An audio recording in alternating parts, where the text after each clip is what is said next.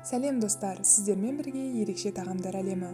Бүгін сіздерге өте қызық сорпа рецептісін ұсынатын боламын. Аты өтірік пельмен. Яғни пельменге ұқсайды, бірақ шын мәнісінде пельмен емес.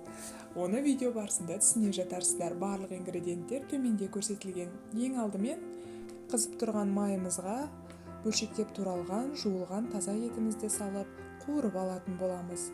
Қызартып қуырған соң пиязымызды саламыз. Оны да жақсылап қуырып, татымына қарай тұзымызды саламыз. Ендігі кезекте томат басысын салып, жақсылап араластырып, суын құятын боламыз. Мен 1 литр су құйдым. Егер отбасыңызда адам саны көп болатын болса, көбірек құйсаңыз болады.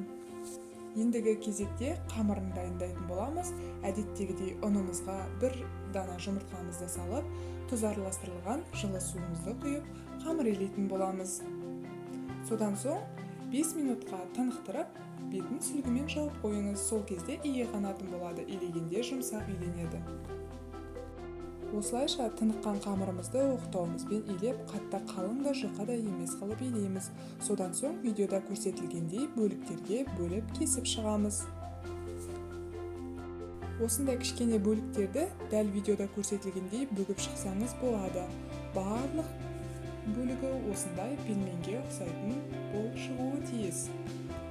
Содан соң қайнап жатырған сорпамызға ең алдымен картошкамызды салып аламыз. Осы картопымыз 5-10 минут қайнап пісуі қажет. Содан кейін барып қана дайын қамырымызды салып, және 10 минуттай пісіріп аламыз.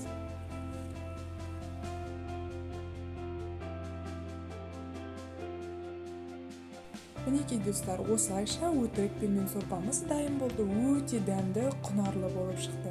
Сіздер жасап көріңіз. Осылайша тарелкаңызға құйып, бетін аскөкпен әсемдесеңіз болады. Сіздерге де ас болсын. Видеоны соңына дейін көргеніңізге алғысымды білдіремін.